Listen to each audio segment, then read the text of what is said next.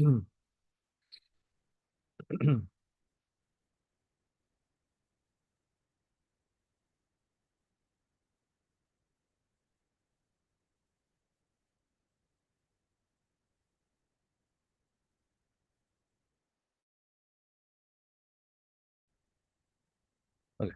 wa kafa. Wassalamun ala ibadihi allazina istafa. Amma ba'd. Fa'auzu billahi minash shaitanir rajim. Bismillahir rahmanir rahim. Wa ummuhu siddiqa. Subhana rabbika rabbil izzati amma yasifun. Wassalamun ala al-mursalin. Walhamdulillahi rabbil alamin. Allahumma salli ala Sayyidina Muhammad. Wa ala ali Sayyidina Muhammadin wa barik wa sallam. Allahumma salli ala Sayyidina Muhammad. وعلى آل سيدنا محمد وبارك وسلم. اللهم صل على سيدنا محمد وعلى آل سيدنا محمد وبارك وسلم.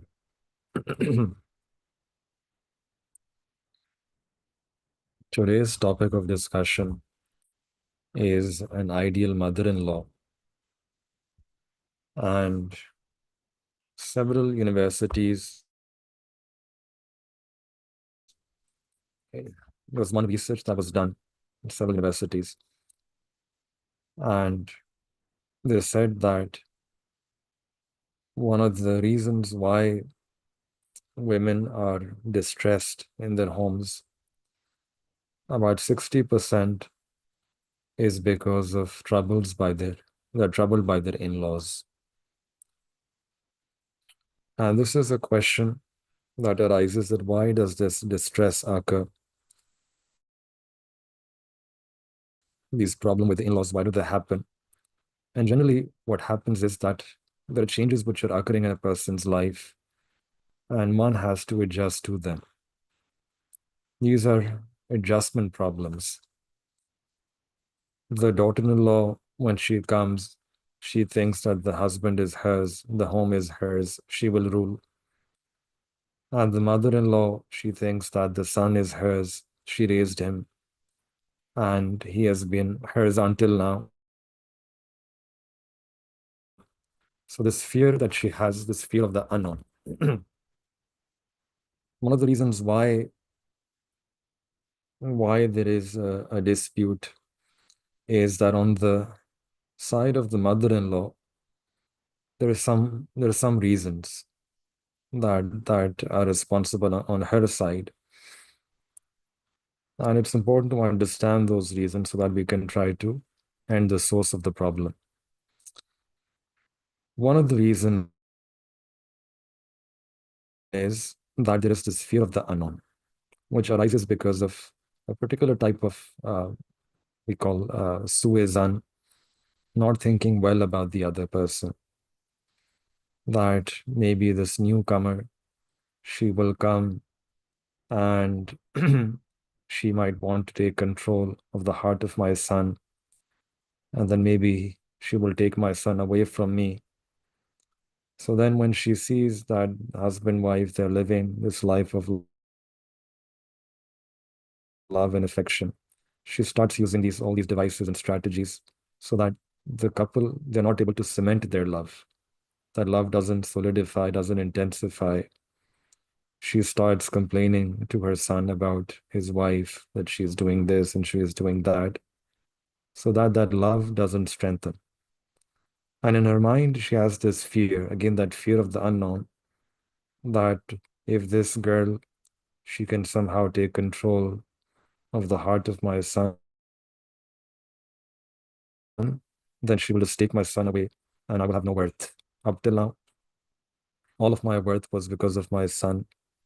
If my son is taken away from me, then I lose my worth, I lose my izzah. I lose the only thing that is valuable in my life, my son. And hence she tries to put on this resistance. And another reason why these tensions arise is because before the coming of the daughter-in-law, the mother, she is all in all the queen, and whatever she says, she rules the house. She is the elder, uh, also elderly. And when the son gets married, so the mother-in-law, she doesn't like to share this governance. She doesn't want any interference. She doesn't want any interference in how things are being run. And hence, she also then tries to interfere in the personal life of the couple. Many times by this time, the mother-in-law is also in her old age. Old age means that there will be some temperamental issues pertaining to temperament. And she has spent her youth, and now old age brings its own problems as well. So for all of these different reasons, the mother-in-law, she there's going to be tension. These are some sources because of which there might be tension. Now, if you look in the Deen, the Sharia has given the best principle for this. And the teaching is that before marriage, a girl has one mother, one father. When the marriage takes place after nikah, the husband's parents also hold the same status as parents for that girl. So the Sharia has given the mother-in-law, the father-in-law, the status of mother and father. If this principle is adopted in a person's life, then a lot of these tensions can come to an end. However, just as we clap with both our hands, this relationship also needs to be maintained from both the sides. So today, inshallah, we'll speak about from the other side, not the daughter-in-law, but rather the mother-in-law. She also has to play her role. The mother-in-law should treat the girl with love from her side, keep her like her own daughter, and not consider her to be an outsider, to be a stranger. Uh, when this effort is made from both the sides, then this relationship can improve. Otherwise, it becomes like a tug of war, where everyone is trying to see that who will have the final say in the house, who's going to be the primary woman of the family, the decision maker. This can cause tension. This can cause tension. And now, what are some of the ways in which uh, there's a research that was done that why do mother-in-laws they act the way they do? And one of the reason was that they don't consider the daughter-in-law as a member of the family. Again, the same problem that they view her as an outsider, as a stranger. And because they consider her as an outsider, hence they don't have this good equation with her. There is this fear. Then it also said that not just this fear of the unknown, but also this fear that the incoming girl might trap their son in such a way that they will be deprived of their own son. That fear is also there in their hearts. Mother-in-laws, they might feel that my daughter-in-law, she has stolen my son away from me. Uh, and like we mentioned before as well, that there's a lot of self-interest. The mother-in-law, she's thinking about her interest, that she should be happy. The daughter-in-law thinks about her interest. And since there is a difference of interest, uh, it leads to tensions, it leads to problems. So what are some of the practical steps that we can mention here that can be taken to be a good mother-in-law? What practical steps can be taken in this regard? So the first point, and this is something which Our mashayikh, based upon their experience, have also mentioned. And these are things which are then corroborated by a lot of scientific research and psychological research and research and conducted in different places and across several years. There's a lot of compatibility and overlap. So one of the first points they mention is that after marriage, the mother-in-law, she should just cut the apron strings of her son. Yani, before marriage, the child was all yours, completely under the mother's control. But after marriage, the child should be given that freedom, should be given that freedom to be able to make his own adjustments in life. And there is no need to worry. There is no need to have that fear of the unknown. Why? Because the reason is simple, that the son, no matter what happens, remains a son. It's a blood relation. It's a blood tie that can never be severed. A son can never go far away from his mother. A son can never sever or break that relationship that he has with his mother. It's a biological relationship. It's a blood tie.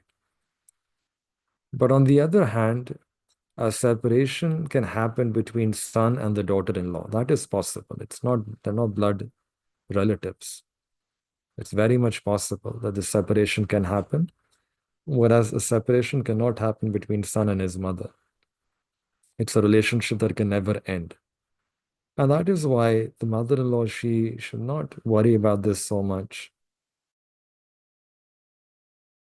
Rather, continue making dua to Allah subhanahu wa ta'ala and try to live a life of goodwill. Have, instead of having badgumani and su'izan, try to practice husnizan.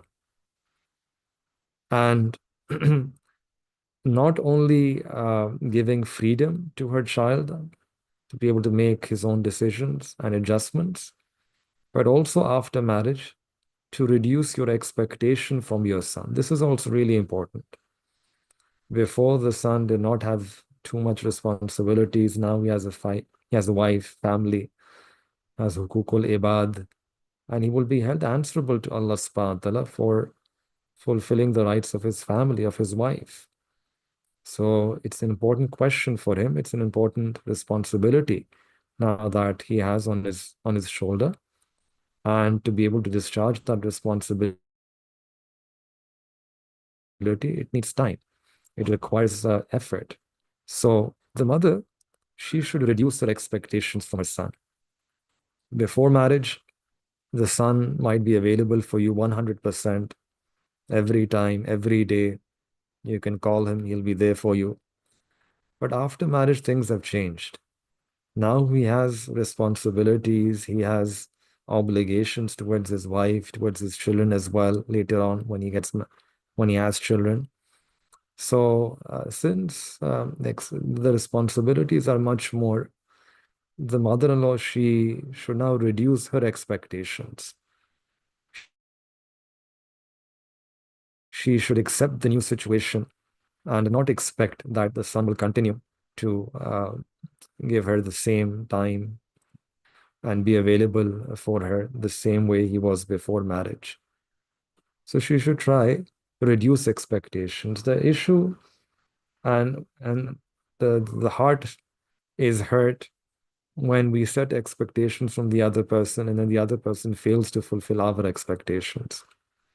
So why break our own heart? Why cause this heartbreak? Why not just reduce our expectation? And rightly so, because it's a new situation. When we have reduced expectations, then it'll be very easy. Whatever the child does, the son does, uh, the mother, she would be grateful that, beta, I did not even have this expectation from you. I thought you were so busy, and yet you took time out to come and meet me and sit with me and have a dinner with me and uh, so she would be appreciative. She would be grateful if she has reduced expectations. Every time the son will come and give her time, she will be happy because this would be something beyond her expectation. So this will also make a person, a mother-in-law, more grateful to Allah Ta'ala. The more you're grateful to people, the more you're grateful to Allah subhanahu wa ta'ala.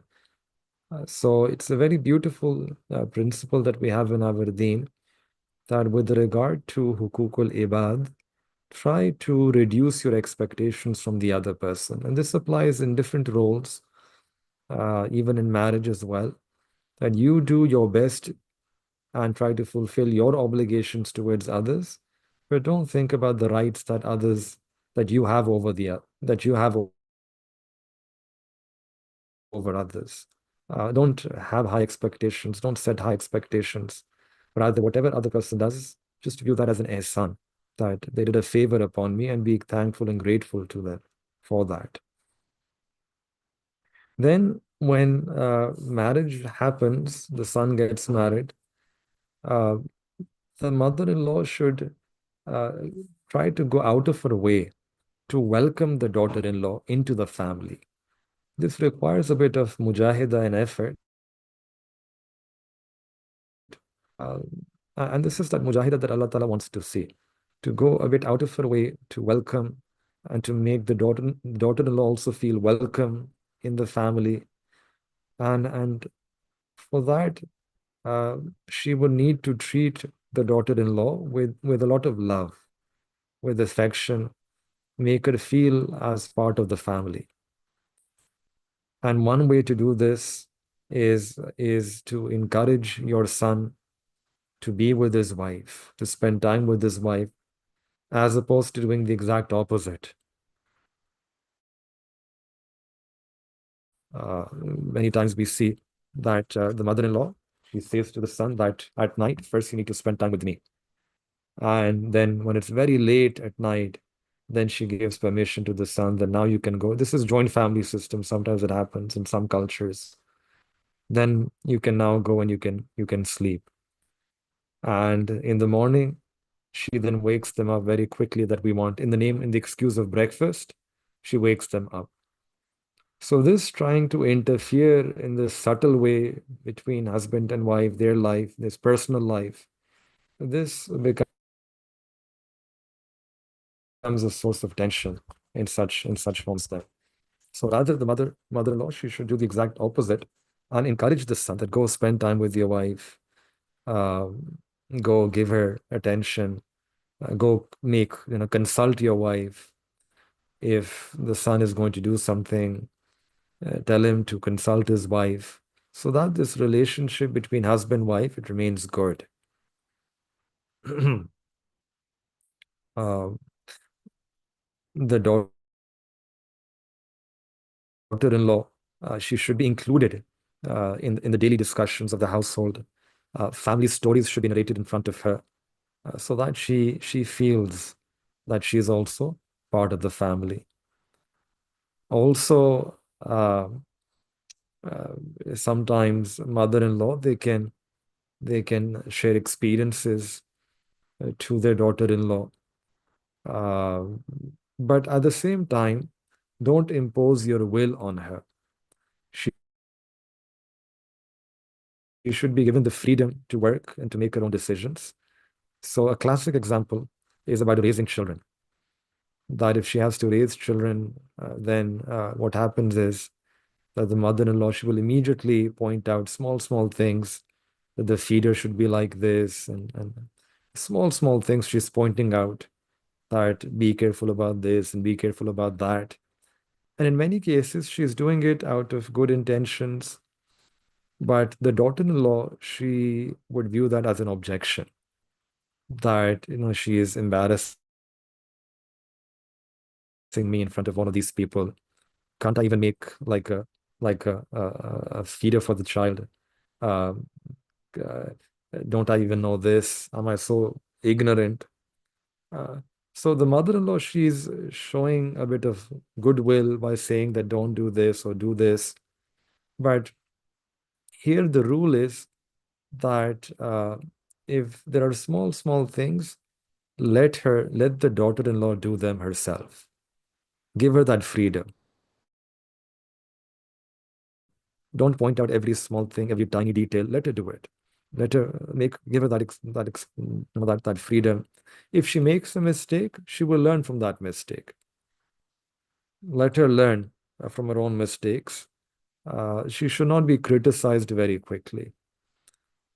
Because when a person is always advising, and if it's unasked for, one thing is that she asks advice, that what should I do? That's separate. Uh, but if she is not asking for advice, then any unasked advice that is given is normally viewed as interference. Giving advice when it's not needed, that's normally viewed as interference. So this should be avoided. This type of interference should be avoided. Then another point that was mentioned in the study, in the books, was that for the relationship between mother-in-law and daughter-in-law to be very strong, they said that both should have a common hobby, a hobby which they share. And they said this like works like vitamin, like it's like so essential to a person's health, this health of a relationship. They should have a common hobby. And depending on their background, they could, if they're religious, they could have a common religious hobby. For example, we see in some homes, they have a practice of arranging Dars-e-Quran in the house, where mother-in-law, daughter-in-law, both they share that as a goal, as a hobby. Having weekly lessons, religious lessons. It could be worldly activity, worldly hobbies like gardening or cooking, any such activity that the mother-in-law, daughter-in-law both like. And the reason is because when there's a common activity, then the relationship between the two, it becomes stronger than before. And this is also something which gives esteem and respect to the mother-in-law, that she can live her life independently of her son. You know, that fear of the unknown, that this incoming girl will take my son away from me, and then I will lose my worth, my esteem. The mother, she should not view her esteem and worth to be linked with her son alone. Rather, she should be living her own life, have her own circle. She should have these activities and productively use her time. Uh, Similarly, then another point is that when the mother-in-law, she calls her son or maybe speaks to him on the phone, she should also definitely talk to her daughter-in-law. This is again part of that principle where you're trying to make her part of the family, make her feel part of the family. If you just talk to your son, that would create doubts, or it might give some misgivings, create misgivings, suspicions in the daughter-in-law's heart. She might ask that what did they talk about? What were they saying? Did they say anything about me? No one tells me anything about what you keep talking about. I don't know anything. So Shaitan just needs an opportunity, just needs an excuse. And he will then implant those wasawis and then take a person on that route where they start having badkumani and ill thoughts or misgivings about the other person. So the rule is that when the mother-in-law, when she talks to her son, she should also ask about the daughter-in-law, maybe speak to her for a few minutes so that she understands that she also has value. She also has has a place, has a space in her heart. And one easy way to remove those wasawis of shaitan, those misgivings that any daughter-in-law could have had in her heart, is that very simple, is just to praise her. Praise her in front of your son. Praise her in front of her husband. And the doubts and suspicions, they will disappear automatically. And not only those doubts will disappear, she will be grateful to you. She'll be grateful to her mother-in-law that, look, my mother-in-law, she appreciates me. She loves me. So the daughter-in-law, she's working hard. She's doing the good. She's working hard for her children. She's staying awake at night, and she's busy serving her husband, her family. So she should be appreciated. She should be appreciated for her efforts. And when any mother-in-law, she appreciates her daughter-in-law in this manner, um, then then automatically we'll see that when there is a need, the daughter-in-law herself will come to the mother-in-law and ask that, okay, how should I do this? How should I do that? Now this will strengthen that mutual bond. One of the best rules the books mentioned here is again something which the Sharia teaches, that the daughter-in-law, she should be kept as a daughter-in-love, a daughter-in-love. And if the mother-in-law can keep her daughter-in-law as a daughter-in-love, and what that means is to just treat her like a daughter that you love. You give her gifts, you appreciate her. Then, just like that girl never forgets her own mother, in the same way, she will never forget her mother-in-law as well. She'll start viewing her mother-in-law as her own mother. And in our Salaf Salihin, in families where there is taqwa, there is sunnah, where these teachings are taught and are practiced, we see such scenes in those homes where there's so much love between the two that the daughter-in-law, she's crying for her mother-in-law in a good way, right? The way one cries for their mother. And another very interesting principle, and which works, which is very effective and very, there's so much truth in it, is that if there is ever an argument between husband and wife, the mother-in-law, she should always side with her daughter-in-law, defend her daughter-in-law instead of defending her son. Yani, if if if there is an argument between the couple, the mother-in-law, she should take the side of her daughter-in-law. And again, the reason is because son is a son. Son is a relationship which can never be severed. There's no separation that can happen there. But daughter-in-law, it's a very delicate relationship. And we want to support that, strengthen that, nurture, nourish that as much as possible. And hence, the mother-in-law, she should defend her daughter-in-law. If on the other hand, uh, one realizes that maybe the daughter-in-law, she is at fault. The problem lies with her. Even in that case, the mother-in-law, she should not involve her son immediately. Don't get the son involved immediately. Uh, she should try to solve this herself. Maybe try to directly talk to the daughter-in-law, clear things up, clarify, remove any misunderstanding. Bringing the son in every little small thing, detail, that can increase complication. Bringing the son in every small matter, in every small little thing, that increases complications. And one should also realize uh, that uh, that no one is perfect. If my daughter-in-law made a mistake and there's shortcomings in her, then her son is also not perfect either. No human is perfect. There are flaws. There are always going to be flaws. There will always be shortcomings. There will always be negligence, ups and downs. So the mother-in-law, she should give margin. She should give margin, just like she gave margin to her son. She should give that margin to her daughter-in-law as well. And since the mother-in-law, she's also older, then she should have a big heart, right? We say this, that you want to run a big show, you need to have a big heart. So she's older.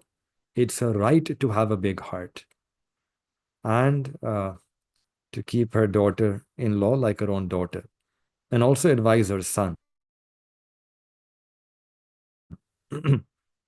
So one other good principle is that the mother-in-law, she should make du'as for her daughter-in-law, just like she makes du'a for her own daughter.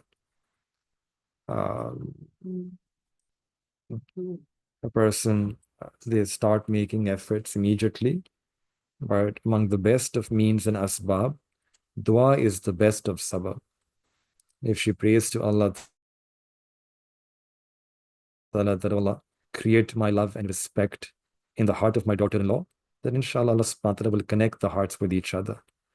And the relationship between mother-in-law and daughter-in-law, it will become good. Uh, one of the things also mentioned is that just like a just like a mother-in-law, she knows that there are faults in her own daughter, but she does sabr. She overlooks.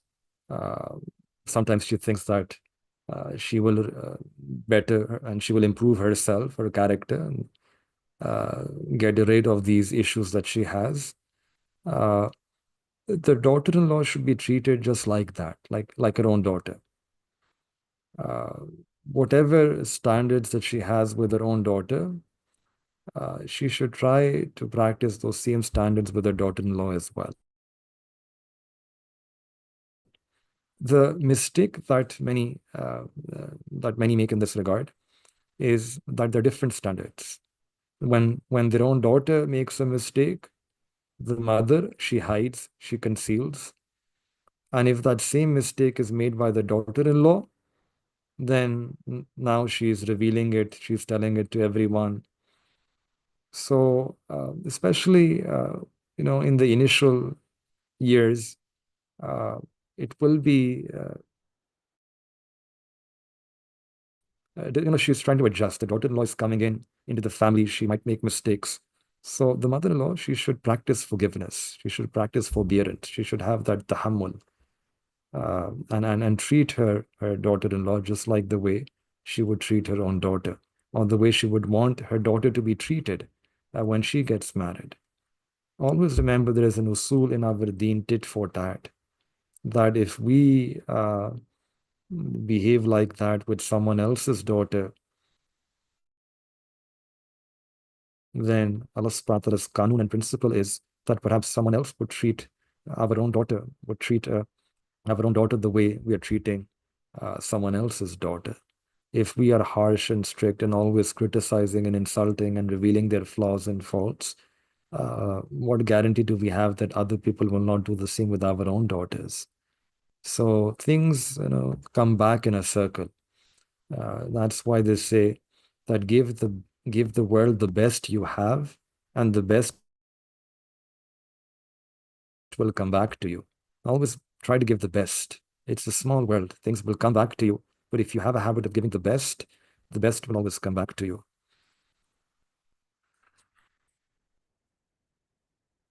And practice this forbearance. This is like we said, these are adjustment problems. A lot of problems are about adjusting. And it's a new place, a new relationship, a new role. Many times, daughter-in-law, they're young, so they don't even have a lot of experience in doing several things like household chores or cleaning or cooking or raising a family. So it's new.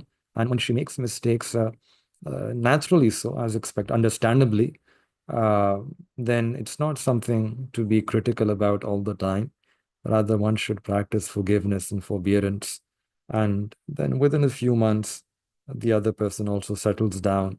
They also get to know how things work, and then they're able to uh, begin to excel in this new role.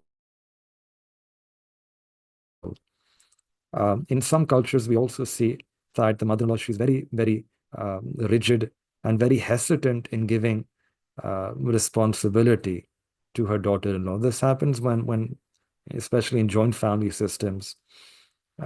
So everything needs to be coming down from the mother-in-law. That should not always be the case. It's not necessary that the mother-in-law will decide which food to be cooked every day. Sometimes she can say to her daughter that, you can cook whatever you like. Uh, Give her whatever you feel like, whatever you think like, whatever you want, make it. So giving that responsibility, giving her that freedom, um, so that she also thinks that my jazbat and my desires are also valued. This is also important. Uh, one should refrain from being critical all the time. If one's intention is good, then just this intention is so important. Innamal amalu binniyat. Everything boils down to our intention, our niyat. And here as well, in our relationships as well, one can have two mindsets.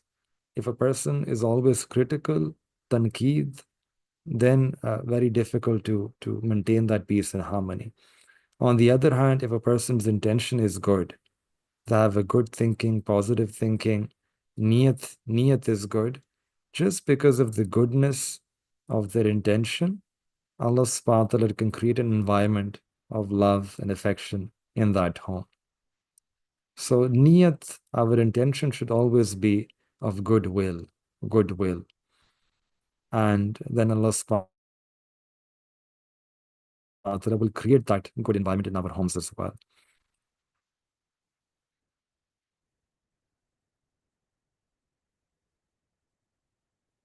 So the gist of it then is that if we take care of these teachings of the Sharia, the Sunnah, then not only we can resolve these issues here in our homes in the dunya, but Allah subhanahu wa ta'ala will also become happy, and Allah ta'ala will grant such a person acceptance as well. There's a joke that was mentioned in one of the kitab, one of the books, that very famous joke. It said that the best couple in the world were Hazrat Adam alayhi salam and Amma Hawa. And the reason is that they did not have any in-laws. Uh, so anyway, may Allah subhanahu wa ta'ala give us the tawfiq that we can practice these principles in our life, these principles of the Sharia and the Sunnah, live according to these teachings so that we can, inshallah, attain felicity and happiness in this dunya as well as in the akhirah. There was a mother-in-law who wrote a poem about her daughter-in-law. We'll just end with this. And she said in that poem that she's writing it to her daughter-in-law, that I know you really love my son. I know you really love my son.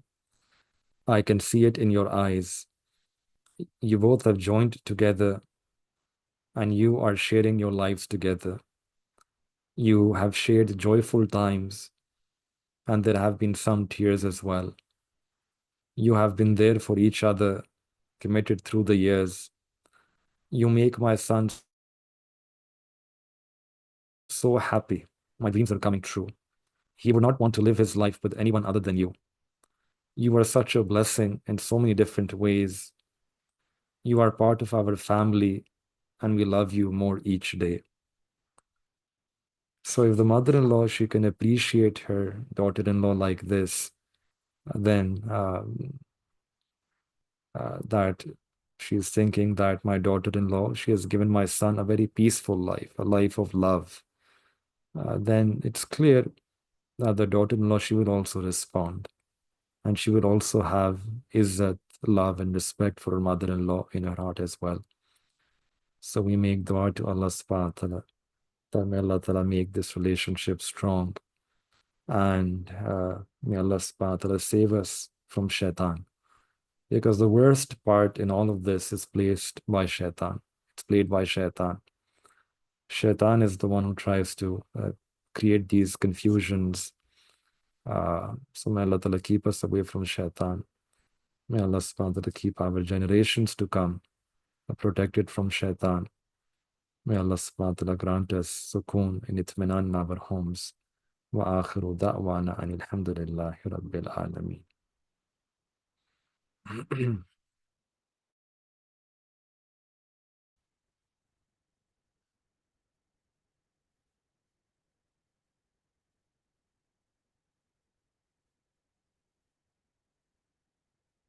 سبحان ربي الوهاب اللهم صل على سيدنا محمد وعلى آل سيدنا محمد وبارك وسلم.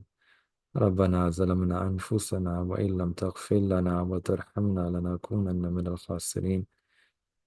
اللهم إنا نسألك حبك وحب من يحبك وحب من يقربنا إليك. اللهم إنا نسألك من خير ما سألك منه عبدك ونبيك محمد صلى الله عليه وسلم، ونعوذ بك من شر ما استعاذك منه عبدك ونبيك محمد صلى الله عليه وسلم، وأنت المستعان وعليك البلاغ، لا حول ولا قوة إلا بالله العلي العظيم. ربنا تقبل منا إنك أنت السميع العليم، وتب علينا إنك أنت التواب الرحيم. وصلى الله تعالى على حبيبه خير خلقه محمد وعلى آله وصحبه أجمعين. آمين برحمتك يا أرحم الراحمين.